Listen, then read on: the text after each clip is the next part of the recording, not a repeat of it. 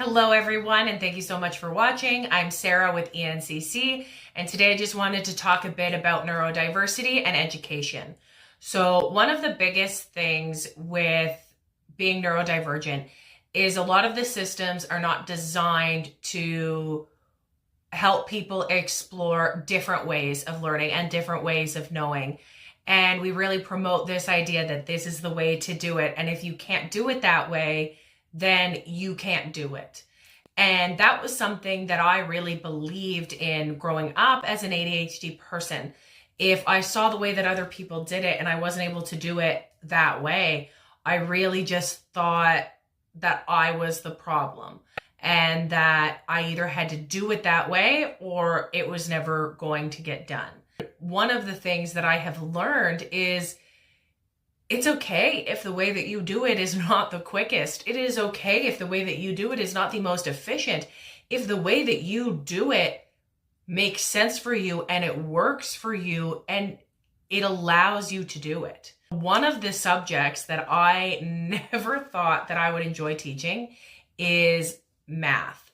Math for me was a barrier. I really equated speed with ability. So when in class we did activities like around the world where you stand up and are given a math equation and whoever says the answer the quickest moves on to compete against the next person. There's always been a delay between my processing in my head and my ability to get that information outside. So those types of games really didn't benefit me in the sense that I was never moving on, I was never being the quickest, and I was always just left feeling like I'm not good at math.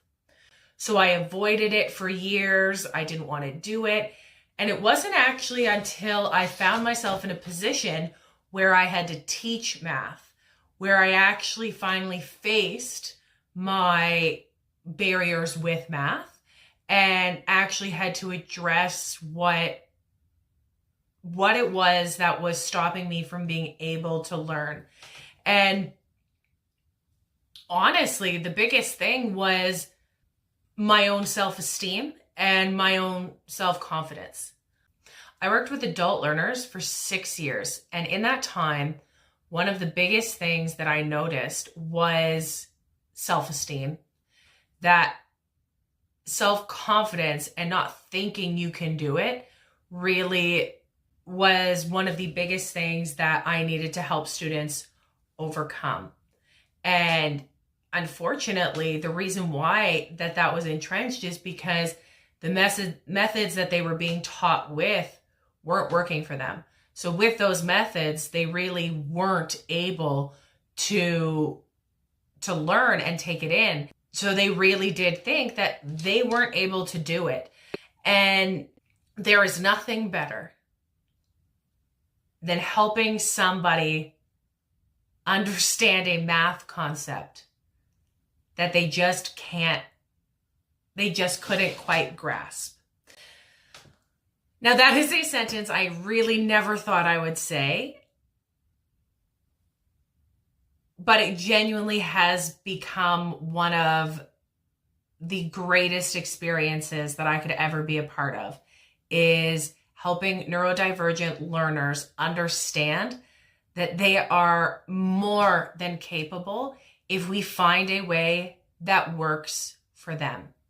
So at encc, we are committed to finding ways that work for you and for your brain. And if the way we are teaching it does not make sense, that is not on you. That is on us to find a new way to teach it. And so the reason that I was really thinking about this topic today is because I recently had some learning resources come in that I'm just really, really excited about. And so I thought I would share it. But I thought that would kind of be a good segue into it. One of the things with math that we really, at least when I was in school, that was really looked down upon was finger counting. It's really silly, the things that we view people as less than for. There is nothing wrong with counting on your fingers. And if that's how you get to an answer, that's how you get to an answer. For me, it helps me stay on track. And when we look at other cultures and we look at how other people learn math, there are actually some really effective methods of finger counting that can allow you to do complex math very quickly when you understand it and can keep track of it quickly. So do not ever let anybody shame you for using your fingers to count.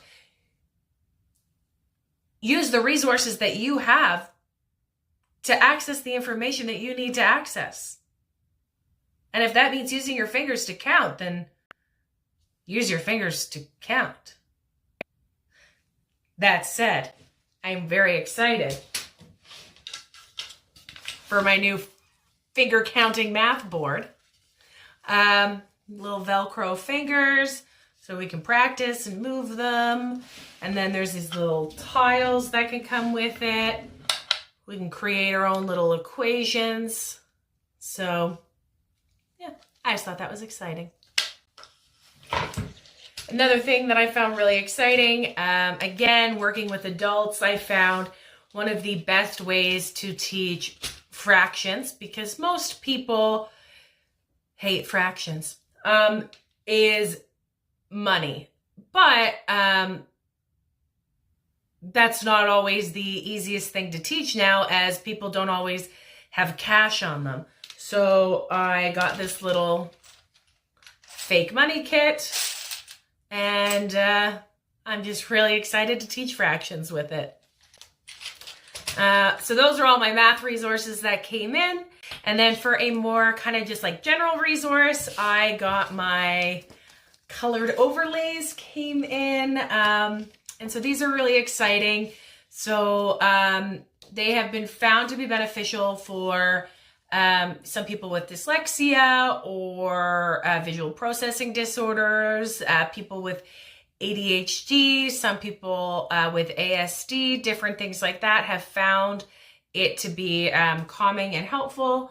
Now, the research into why isn't fully there.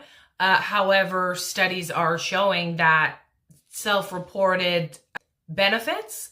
And at the end of the day, if it's helping you learn, why not try it? This is something that I have found has worked for a number of people over the years. Doesn't work for everybody, but it has worked for a good amount. So the idea is that the black writing on the white background can be a very stark difference and can tire your eyes easier. So the idea of putting the colored overlay on is it can be more calming and allow people to read for longer before they start getting headaches and different things like that.